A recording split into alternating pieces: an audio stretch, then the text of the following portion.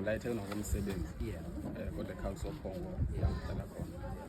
Engikwenzile ukuthi mhlambe ngisize umfethu lo. Ngathi kodwa umnikelo vele usuke kuyinto efihlekile.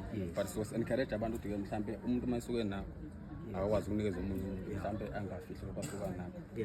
Into ebalulekile leyo. Ngiyabonga kakhulu. Alright bafowethu, njengoba ngaye ngaposta la ngasho ngathi khona insizwa enenkinga yempahla lapha eKhalile yasolulu, so incebo yamthinta yasho khayona nazi impahla zokusekelwa mfowethu, kusho ukuthi kusasa zokwazi ukuthi ngidlulisele ngidlulise kwaphepha ekwazi ukuthi mfowethu ayithole impahla. Siyabonga nakwabanye-ke bafowethu, ake sithi umuntu onekhala bese sikwazi ukuthi simnikeze usizo, singagcini ukuhleka ngoba isimo somuntu sikhona abantu abasabayo, yabo kodwa nje le